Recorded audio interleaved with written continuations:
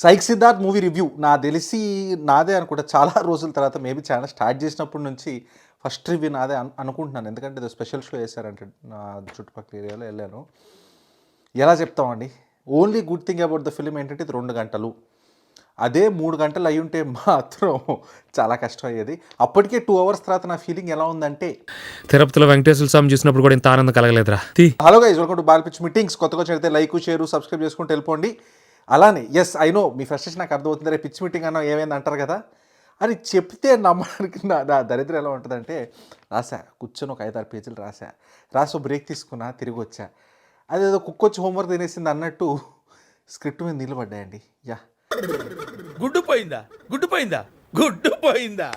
మీరు నమ్మరు కదా, ప్రూఫ్ తీసుకొస్తాను ఆగండి. సరే 1-2 పేజీలు అనుకుంటే కాదండి, పడిపోయినాయి, మొత్తం పడిపోయినాయి. ఇదిగోండి, ఇట్స్ గాన్. మళ్ళీ రాస్తున్నా, సరే కొంచెం క్రియేటివ్గా ఇంకా బాగా రాద్దాం, మళ్ళీ స్టార్ట్ చేస్తాను. వస్తుంది, అది కూడా తొందరగా వచ్చేస్తుంది. ఓకే, ఇంకా మూవీ రివ్యూ మొదలు పెడదాం. ఈ మూవీ చూసినప్పుడైతే నాకు ఒకటే మూవీ గుర్తొచ్చిందండి. చాలామంది ఏంటంటే అర్జున్ రెడ్డి లాగా అనిపించిందా అనుకుంటారు, కానీ సర్ప్రైజింగ్లీ నాకు హ్యాపీ బర్త్డే. ఈ సినిమా చూస్తే హ్యాపీ బర్త్డే అంటే వాళ్ళు ఏదో చేస్తున్నారు, అది మనకి ఎక్కట్లేదు, కొంచెం అతిగా వెళ్ళిపోతుంది, ప్రతి దాంట్లో టూ మచ్ అయిపోతుంది అనే ఫీలింగ్ అయితే వచ్చింది. ల్యాగ్ అనే కాన్సెప్ట్ చూసుంటారు, అంటే ఎంతసేపు రాదే అని. అదే బెటర్ అనిపిస్తుంది ఇలాంటివి చూసినప్పుడు. ఇదేంటంటే టూ మచ్ ఏడిహెచ్డి లాగా కట్టు అరుపులు, మెరుపులు, ఏదో గ్రాఫిక్స్లు రావడం స్క్రీన్ మీద. సో అది టూ మచ్ అయిపోయింది. అసలు ఏంటది సినిమానా? ఒక దాంట్లో అయితే ఎంత ఫ్రస్ట్రేటింగ్గా ఉంటుంది అంటే, ఓ మీమ్ ఉంటుంది, నువ్వేమన్నా జారి పడ్డావా, ఎగిరి పడ్డావా అని. ఎవడో మీము వాటర్లో పడ్డట్టు, స్నో మీద పడ్డట్టు 5-6 మీములు వస్తాయి. అరే ఇదేంట్రా, ఇది ఇన్స్టాగ్రామ్ రీలా, లేకపోతే యూట్యూబ్ వీడియోనా, లేకపోతే సినిమానా అన్నట్టు ఉంటుంది. అస్సలు ఎంగేజింగ్గా ఉంచాలని చెప్పి ఇంక ఎక్కువ పెట్టేశారు. ఒక చోటైతే కెమెరా షేక్ అయిపోతూ ఉంటుంది, ఇంక కళ్ళు మూసేసుకున్నాను నేను. సో ఇలాంటి ఫ్యాక్టర్స్ నాకు తెలిసి వాళ్ళు బాగుంటుంది, ఇది వర్కౌట్ అయింది అన్నట్టు పెట్టారు. నాకైతే అది వర్కౌట్ అవ్వలేదు. సరే ఈ ఎఫెక్ట్స్ అని కాదురా, సినిమా చెప్పు, స్టోరీ చెప్పు, నీకు ఏది వర్క్ అయిందంటే నాకు ఏది అంత వర్క్ అవ్వలేదండి. బేసిక్గా ఇది క్యారెక్టర్ డ్రివెన్, పేరులో ఉన్నట్టే సైక్ సిద్ధార్థ ఒక క్యారెక్టర్, ఆ క్యారెక్టర్ చుట్టూ తిరుగుతుంది. సిమిలర్ ఎగ్జాంపుల్ అంటే అర్జున్ రెడ్డి తీసుకోవచ్చు. అర్జున్ రెడ్డి కూడా ఇలాంటి మూవీ టైప్లోనే ఉంటుంది, ఒక క్యారెక్టర్ అది ఇది. కానీ ఈ సినిమాతో ప్రాబ్లం ఏంటంటే, నువ్వు ఏ లెవెల్లో ఈ హీరోతో కనెక్ట్ అవ్వవు. అంటే ఆడంటే నీకు ఒక ఎంపతి ఉండదు, సింపతి ఉండదు. పోనీ నవ్విస్తాడా అంటే నాకైతే నవ్వు రాలేదు, చిరాకు వస్తుంది. సో ఒక మెయిన్ లీడే నేను చిరాకు వస్తుంది అనుకోండి, మీకు ఇంకా సినిమా ఏం నచ్చింది చెప్పండి. ఎందుకురా చిరాకు అంటే, అరే ఇప్పుడు వాడి మోటివేషన్ ఏంటి, వాడు ఏంటి, వాడు ఏంటి నాకు చెప్పండి అంటే ఏం లేదు అక్కడ. అంటే ఎక్కడ పుట్టాడు, ఎక్కడ పెరిగాడు, ఇలాంటి చెప్పకపోయినా సినిమాలో చిన్న జిస్ట్ అంటే, ఇది ఇస్ నాట్ లైక్ స్పాయిలర్. హీరోకి 3 కోట్లు పెట్టే స్తోమత ఉంటుంది, 1,00,000 రూపాయలు టిప్ ఇచ్చే స్తోమత ఉంటుంది. ఎలా వచ్చింది అంటే, వాడు ఆస్తిపరుడా, చాలా బలిసినోడు, సో డబ్బులు వచ్చినాయా, లేదు కష్టపడి ఏదైనా జాబ్ చేసి ఏం చేసి ఎలా వచ్చినాయి డబ్బులు.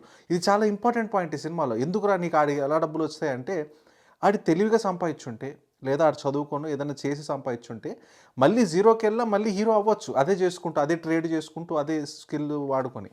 కానీ అది చూపిరు. ఆస్తిపరుడా అంటే వేరే ఇంకా ఆస్తుందా, లేకపోతే ఏంటి, ఏముండవు. సో గ్రౌండ్ జీరోలో ఉంటాడు, లో లెవెల్లో ఉంటాడు, ఎలా పైకి వస్తాడు, లేకపోతే ఏంటి సినిమాలో అనేది ఉంటుంది. అర్జున్ రెడ్డిలో క్లారిటీ ఉంటుంది, ఎస్ వాడు డాక్టర్, వాడు యారగెంట్, అలా ఏక డబ్బులున్నా వీడు తీసుకోడు, వీడి క్యారెక్టర్ లాంటిది, యాటిట్యూడ్ లాంటిది ఎస్టాబ్లిష్ చేస్తారు.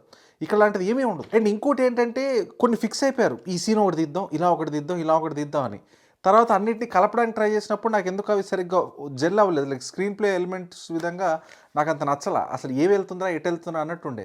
ఎట్ ద సేమ్ టైం కొన్ని సీన్స్ అండి కావాలని చేశారా, ఫుటేజ్ లేక చేశారా తెలియదు, కానీ అంటే ఇప్పుడు ఆయన ఒక షర్ట్ వేసుకొని పార్టీ చేద్దాం, ఇన్వెస్ట్ చేస్తున్నా, అది ఇదే ఒకటి ఉంటుంది, ట్రైలర్లో కూడా ఉంటుంది, ఒక పూల చొక్కా టైప్ ఒకటి వేసుకొని చేస్తారు.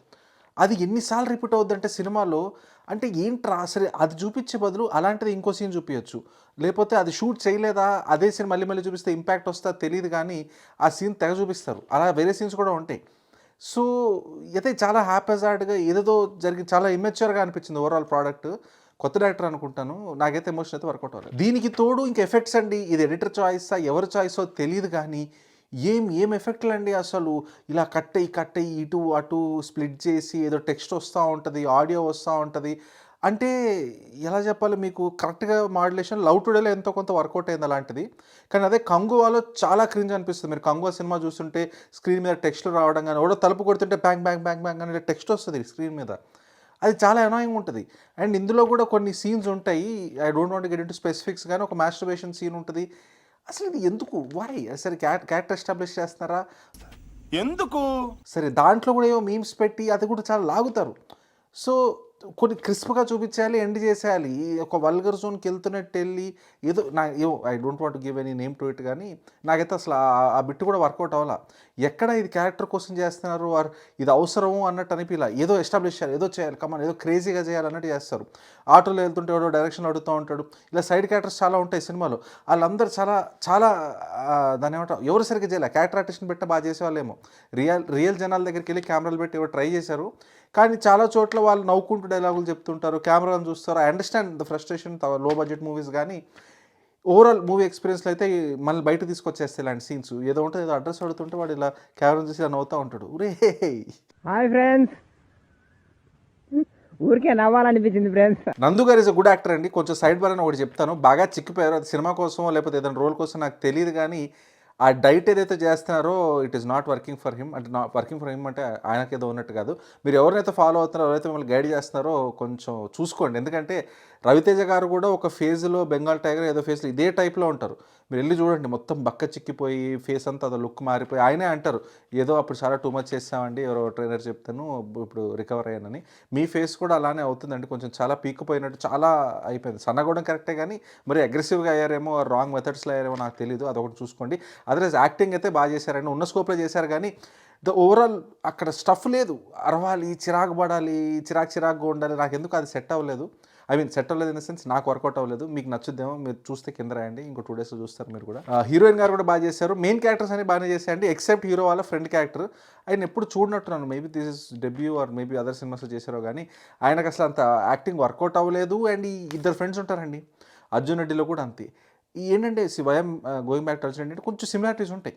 సో వీడు కొంచెం అలర్చిగా దిగుతుంటాడు, ఒక రెస్పాన్సిబుల్ ఫ్రెండ్ పక్కన ఉంటాడు, వాడు చూసుకుంటూ ఉంటాడు. అక్కడ వాళ్ళు ఫ్రెండ్స్ అని చెప్పి మనకు ఒక ఫీల్ ఉంటుంది. ఇక్కడ మీరిద్దరు ఫ్రెండ్సా, నాకేం అనిపించలేదు. మీరు చాలా చైల్డ్హుడ్ చెడ్డి బడీసా, అది చెప్పుకొని మీ చెడ్డి బడీసు, మేము అదే అనుకుంటారు. కానీ నాకు ఎక్కడ వాళ్ళది ఆ ఫీల్ రాలేదు. వాళ్ళ గొడవలు చాలా ఆర్గానిక్గా ఉండాలి, అది ఆర్గానిక్గా లేదు. ఏదో వస్తాడు, ఏదో అంటాడు, గొడవ పడతారు. ఎందుకు వస్తున్నాడు, ఎందుకు గొడవ పడుతున్నారు, ఆడు వచ్చిన ప్రతిసారి ఒక డీల్ అని చెప్పి వెళ్తారు.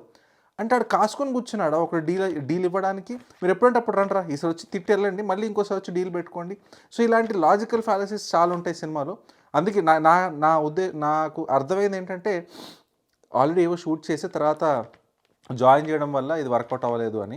ఎందుకంటే ఇప్పుడు హీరోకి స్టార్టింగ్ సీన్లో అండ్ వాళ్ళ ఫ్రెండ్కి దెబ్బ తగులుతుంది, కొన్ని నెలలైనా ఆ దెబ్బ అలానే ఉంటుంది, హీల్ అవుతుంది తర్వాత సీన్స్లో. నా ఫీలింగ్ ఏంటంటే వాళ్ళు ఏదో ఆర్డర్లో షూట్ చేసుకున్నారు, కానీ తర్వాత ఏదో అయింది. So I don't know what happened, but నాకైతే అలా అనిపించింది. ఇంకొకటి ఏంటంటే, ఇందులో ఫీమేల్ క్యారెక్టర్ది ఒకటి రాసుకున్నారు, ఆ పాయింట్ ఒకటి చాలా సెన్సిటివ్ పాయింట్ బాగా రాసుకున్నారు, బాగా చూపించారు కూడా.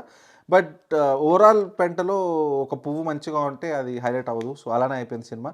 2 hours is the run time. అదొకటే saving grace of the film అని చెప్తాను, ఎందుకంటే చాలా ఫాస్ట్గా అయిపోయింది. నా వల్ల అయితే కాదండి. ఫస్ట్ హాఫ్ కన్నా సెకండ్ హాఫ్ చాలా బెటర్. బట్ ఓవరాల్ ప్రోడక్ట్ కూడా నాకైతే చాలా కష్టం. మీరు వెళ్ళండి, టికెట్ ప్రైస్ కూడా నాకు తెలిసి అరౌండ్ 99, అది చాలా తక్కువ ప్రైస్లో వస్తుంది అంటున్నారు. ఒకవేళ ఫ్రీ ఉండే న్యూ ఇయర్ టైం ఉంటే do give it A try. నాకు మాత్రం చాలా కష్టం. వెళ్ళొచ్చా కింద రాయండి, ఏంట్రా నీకు ఇలా అనిపించింది, మాకు అలా అనిపించింది అని. ఏమో చెప్పలేం, ఇందులో ఉండే ఎలిమెంట్స్ మరి యూత్కి, నేను యూతే కొంచెం end tail of the youth లాగా అనిపిస్తుంది ఈ మధ్య. బట్ ఓకే, అసలు మా గురుగారు చూడడానికి ముసలాళ్ళ ఉన్నా లోపల యంగ్ కుర్రాడండి. చూసండి బాల్ పిచ్ మీటింగ్స్, కలుద్దాం వచ్చారం. Thank you.